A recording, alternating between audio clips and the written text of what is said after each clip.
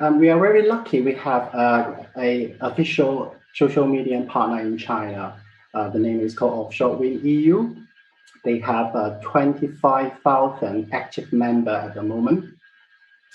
I think in China, the wind industry, offshore wind industry, is about between 15,000 to 20,000. So this social media, just like the offshore wind Chinese Facebook, everybody's there.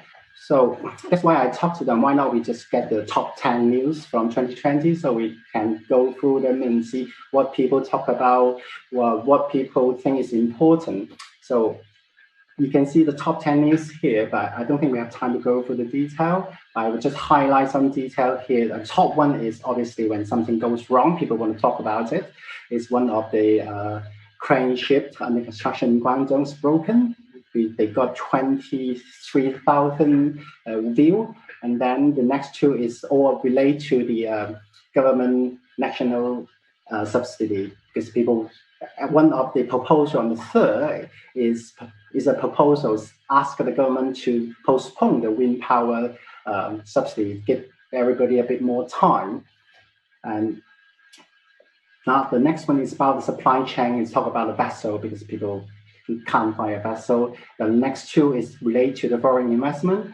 I think is one from Equinor, EDF and Ørsted. They both team up with the Chinese developer, start doing the offshore wind farm in China.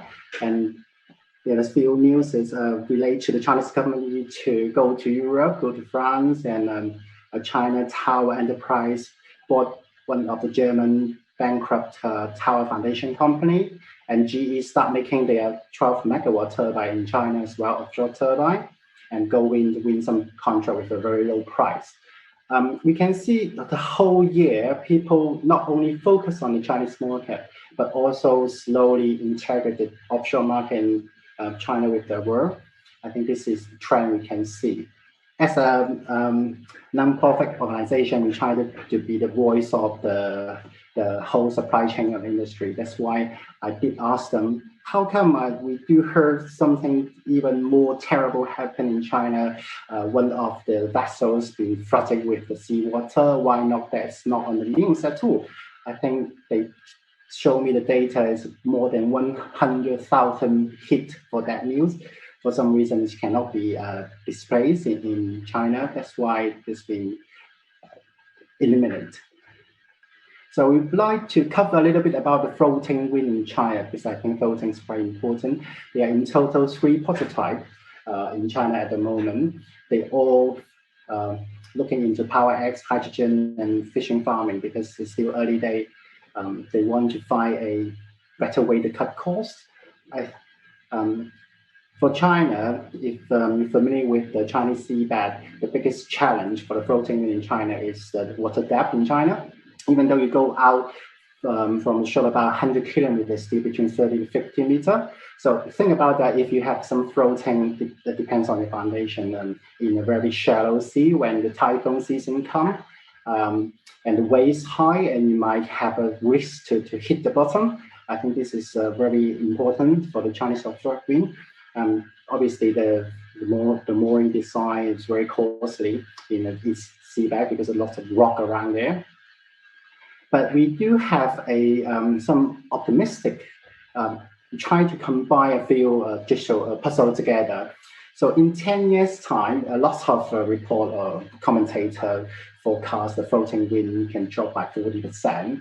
And we also know the vessel shortage will peak in 2025. Think about it, if you are a CDG or CGN developer, you think, maybe we can change some of the bottom fix in our sea into floating because of the price will be economic, reasonable. So in that case, we might see some floating project or more floating project in 5 or 10 years time in China. Also depends on their prototype, how fast they develop their technology as well. For the floating wind news, I want to talk a little bit about Ideal, one of our members here. They just announced they been bought by another shipping company, BW. Actually, the history about BW is quite interesting.